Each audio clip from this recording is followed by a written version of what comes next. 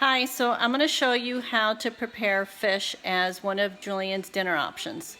Ideally, you don't want to have the same food 2 days in a row because his digestive system works better when different types of textures are being processed and not the same texture over and over.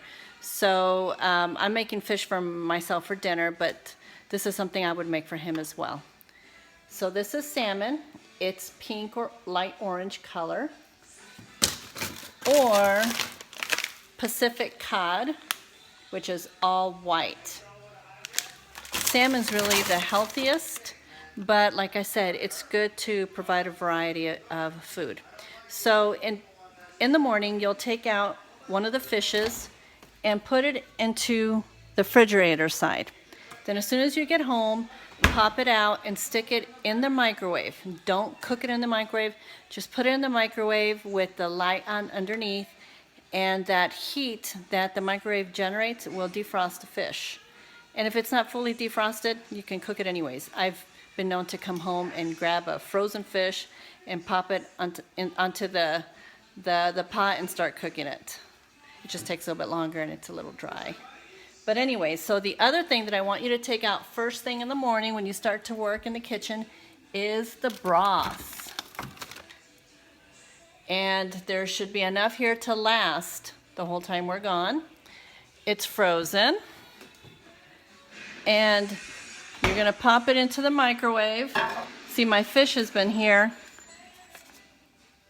since we got home, so it's nice and tender and ready for me to cook. This broth, I'm going to go ahead and just leave it in here for now. And it'll be ready, and then I'll put it in the refrigerator, and then we'll use it tomorrow. But you want to take it out in the morning, put it in the freezer, put it into the microwave, and just close it. Don't turn it on. And by the time you get back from the pool or from the outing, the Tuesday, Thursday, Saturday outing, the broth will be ready, and you do have to warm it up. We're going to have a thermometer, and you'll warm it up to 120 degrees so nobody gets burned. So let's talk about how to make the fish. Fish is the easiest thing to cook. Fish and greens. Today's greens is kale. Kale is really thick, and do you see these vines? We don't want these thick stems, they're not vines, these thick stems in Julian's meal. The tummy will have a really hard time trying to process these thick stems. So all you do is you tear them off. Tear the leaves off from the top.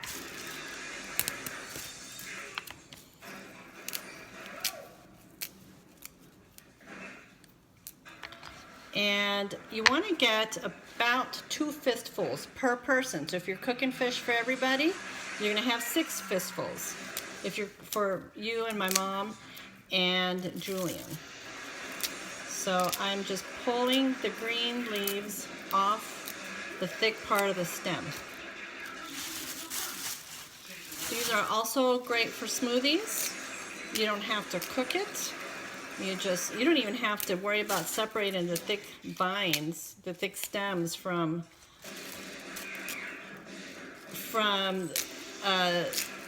the smoothie process, because the Vitamix is such a good machine that it chops it all up. You probably stick a whole arm in there and liquefy it. Don't try that though. Alright, so got a nice stack here. If I can get a good video of that. 1 fist, 2 fists. You see? And you want to slice this up. Kale ideally wants for it to be really soft, you would want to cook this down for a while. But we don't have that luxury. So I'm cutting it up in small pieces like if I was cutting onions. That way when I cook it on the high heat, it'll break down faster. So because, like I said, kale is a thick vegetable, it is kind of tough on Julian's tummy. So we want to cook it extra time. And we want to cut it down into small pieces. And we're going to use avocado oil.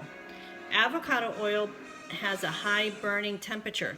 It cooks up to 500 degrees, which means if you were to cook with olive oil is really designed as a dressing. It's not supposed to be cooked at high temperature. When you cook things at a high temperature that aren't supposed to be at a high temperature, they create carcinogens, and carcinogens is what causes cancer in our body. So olive oil should always just be a dressing. For cooking, you need avocado oil or coconut oil. But avocado oil has so much flavor. I love it. So we're gonna put about 2 tablespoons worth of oil in there. I just eyeball it, but if you want a measuring cup, the measuring cups are on top of the microwave in this nice cup. Measuring cups are in here. Measuring tables, I should say. And so this has been heating for a bit. So I'm going to burn myself. You hear that popping?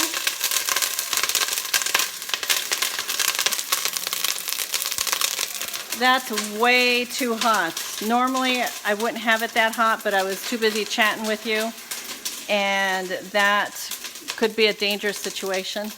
I could have burned myself right before going to Hawaii and looked hideous. So I lowered the temperature. I had it at a 7. That's way too hot. You want to warm things up at a number 2 or a number 5, between 2 and 5. And now I'm just going to cook this until the spinach starts to wilt. When it starts to wilt, I'm going to put my fish in, and I'm going to season it with salt and pepper. And that is all that I will do. So it hasn't started wilting yet, but it will in a bit.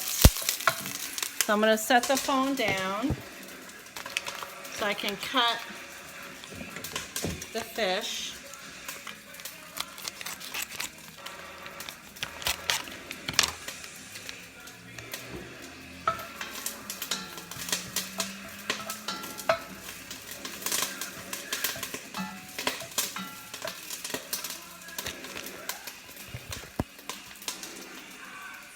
So this is taking a little bit.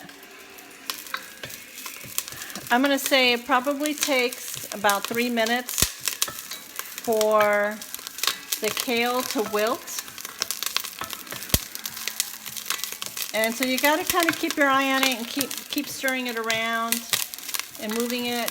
Don't get it too hot because oil will pop back at you.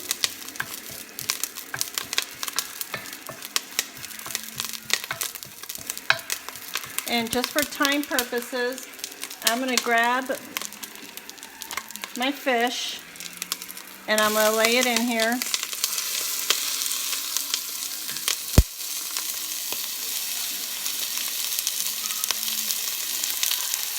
And I'll season with salt and pepper, and I can't right now because my fingers are all fishy. But salmon cooks fast, so this is not a dish that you want to walk away from. So I'm still stirring around my kale.